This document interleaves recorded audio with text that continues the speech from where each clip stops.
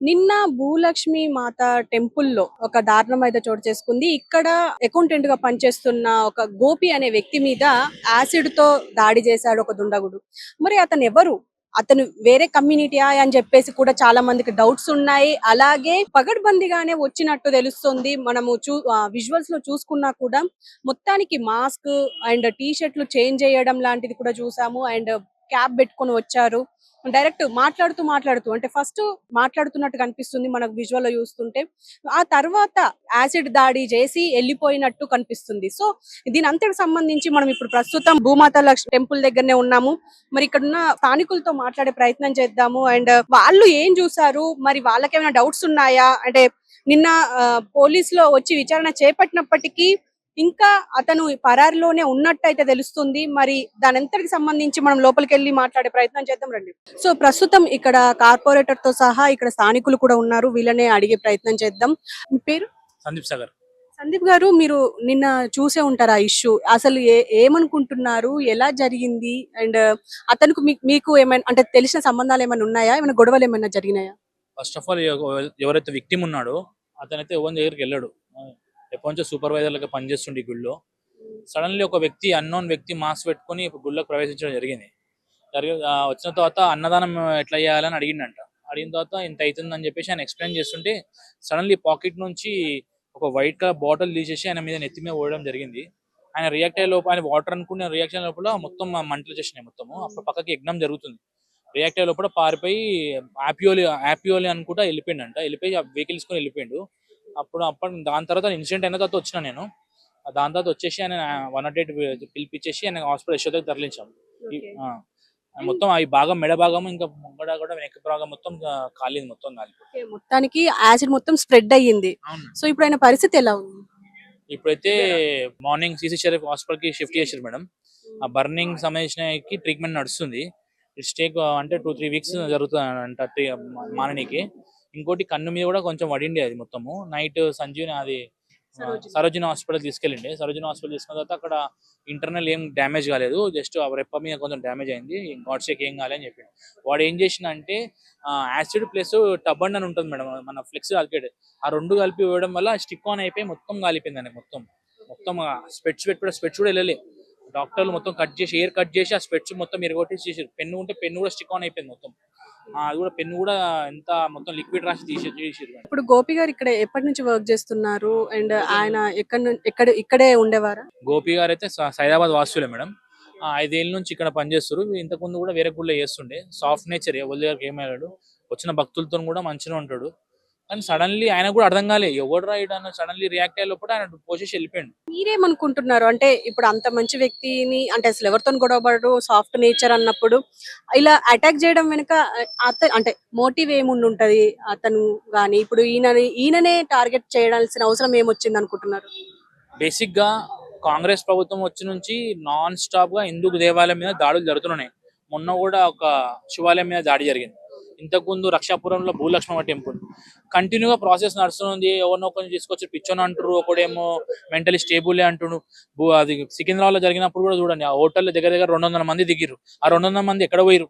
Enquiry చేసిర్రా? వాళ్ళు ఎక్కడ పోయిరు? మస్జిద్ నుంచి 200 మంది ఎక్కడ పోయిరు? అది పథకలేదు. అసలు ఎన్నో ఇన్సిడెంట్ కావాలని చేస్తారు కేవలం హిందూ దేవాలయం మీద. కానీ ఒక్క హిందూ అయినా ఎవరైనా వెళ్ళి ఒక మస్జిద్ నన్నా ఒక చర్చ్ నా దాడి చేసినా లేదు.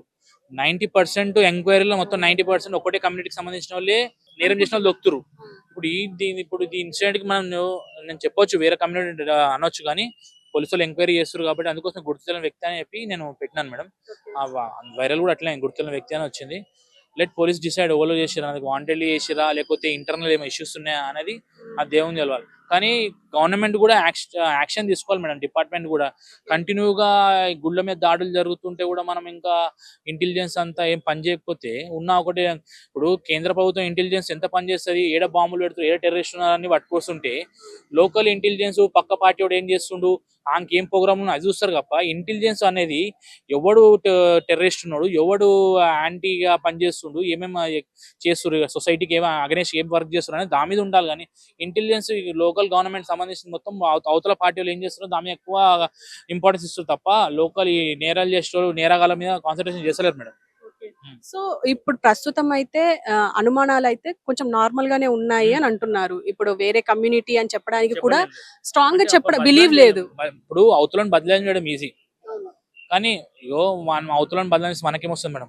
ఎంక్వైరీ రాత్రి మేము మనం పట్టుకుంటే వేరే చెల్లు ఉంటుండే చెప్పగలుగుతున్నాయి, కానీ వాడు వెళ్ళిపోయిండు, వాడు ఎక్కడోడు ఎవడు ఏం చేపించినో తెలియదు కాబట్టి అందుకోసం మేము గుర్తు తెలియని వ్యక్తి అని అనుకుంటున్నాం ఇప్పటికి. కానీ ఆ గుర్తు తెలియని వ్యక్తి ఒకసారి గుళ్ళకి వచ్చి ఆడు హిందూ అయినా కానీ ముస్లిం అయినా ఒక వ్యక్తి మీద దాడి చేస్తుందంటే ఆ గుడి దాడి కిందకి వస్తుంది. సో గుడికి ఏమైనా ఎవ్వరికి ఏ ఇష్యూస్ ఉన్నా, మీకు పర్సనల్ ఇష్యూస్ ఉంటే వాళ్ళు బయట కొట్లాడుతుండొచ్చు, కానీ కావాలని గుడిలోకి వచ్చి కంటిన్యూగా దాడులు జరుగుతున్నాయి అంటే ఒక ప్రీ ప్లాన్ నడుస్తుంది మేడం. 100% ఒక ప్రీ ప్లాన్ నడుస్తుంది. తెలంగాణలో గుళ్ళ మీద చాలా దాడులు జరుగుతున్నాయి. త్రూ అవుట్ కాంగ్రెస్ ప్రభుత్వం వచ్చి 16 నెలలు అవుతుంది. 16 నెలల్లో ఎన్నో గుళ్ళ మీద దాడి జరుగుతుంది. సో సార్ మీరేమనుకుంటున్నారు? అంటే దారుణంగా యాసిడ్ పోసేసి హ్యాపీ హోలీ అనడం, అంటే ఒక పక్క మనం హోలీ సెలబ్రేట్ చేసుకుంటాం. ఒక ప్లాన్ తోటే జరుగుతుందేమో అనిపిస్తుంది మాకు. పోలీస్ ఇన్వెస్టిగేషన్ అవుతుంది కాబట్టి అది పూర్తిగా రిపోర్ట్స్ వచ్చే వరకు మనం ఎవరిని నిర్ణయించలేము. పర్టికులర్ గా రావడము, ప్రీ ప్లాన్డ్ గా మాస్క్ పెట్టుకొని రావడము, టోపీ పెట్టుకొని రావడము, యాసిడ్ బాటిల్ తీసుకొని రావడం అనేది డౌట్ గా మరి ఇంతవరకు ఇప్పుడు 13 సంవత్సరాలు టెంపుల్ పునర్నిర్మాణం అయిపోయి ఇంతవరకు సింగిల్ ఇన్సిడెంట్ కూడా లేదు. కాబట్టి మనం ఎవరి మీద డౌట్ చేయాల్సిన పరిస్థితి కూడా లేదు. ఇప్పుడు ఇతర మతస్థుల వీళ్ళ వాళ్ళ అనేది కూడా మనం ఏం చెప్పలేము, కానీ అది జరిగింది మాత్రం ప్రీ ప్లాన్ గా జరిగింది. అది వరకు అంతవరకే. అంటే ఇప్పుడు సైదాబాద్ అంటేనే ముస్లిం కమ్యూనిటీ ఎక్కువ ఉన్న ఏరియా లాగా అనిపిస్తుంది మనం చూసి వచ్చేటప్పుడు వస్తున్నప్పుడు. అంటే వాళ్ళ మీద అయితే ఎలాంటి అనుమానాలు లేవు అని అయితే ప్రస్తుతం అంటున్నారు. అయితే మనకు జరిగినది అయితే ఎవరైతే ఇప్పుడు మన వాళ్ళు వచ్చి మన గుళ్ళని అయితే పాడు చేయలేరు కదా. ఇప్పుడు మస్జిద్లకు పోయి మనం ఏం చేయలేము కదా. ఇవి జరుగుతున్నాయి మొత్తం మనదేనే కాకుండా ఈ సిటీలో చాలా జరుగుతున్నాయి. దొరుకుతున్న వాళ్ళందరూ దొరుకుతున్నారు. ఇప్పుడు రోహింగ్యాల వీళ్ళ వాళ్ళ ఏం అర్థమైతలేదు. అది ఇంటెలిజెన్స్ రిపోర్ట్ కూడా ఏముందంటే గొడవలు ఏమైనా జరగవచ్చు అనేది కూడా ఉంది. కాబట్టి వాళ్ళు పోలీస్ ఆల్రెడీ అలర్ట్ ఉన్నారు. లాస్ట్ 1 వీక్ నుంచి కూడా అలర్ట్ ఉన్నారు. అది ఒక్కొక్క టెంపుల్ మీద ఇన్సిడెంట్ జరుగుతుంది. ఇది జరిగింది మాత్రం ప్రీ ప్లాన్ గానే జరిగింది. అది ఎవరు ఏంది అనేది మనం ఐడెంటిఫై చేసిన తర్వాత కానీ మనం చెప్పలేం. అంటే ఇన్సిడెంట్ జరిగే టైంలో ఇక్కడ అంటే ఇంతకు ముందు ఏమైనా గొడవలు ఏమైనా అయ్యాయా? ఏం లేదు, ఇంతవరకు ఏ గొడవలు లేవు. లాస్ట్ 13 ఇయర్స్ నుంచి ఏ గొడవలు లేవు. ప్రశాంతంగా ఉంది టెంపుల్. ఇక్కడ వచ్చే భక్తులు కూడా లేడీస్ ఎక్కువ వస్తారు అమ్మవారి దగ్గరికి. నిన్న ఫ్రైడే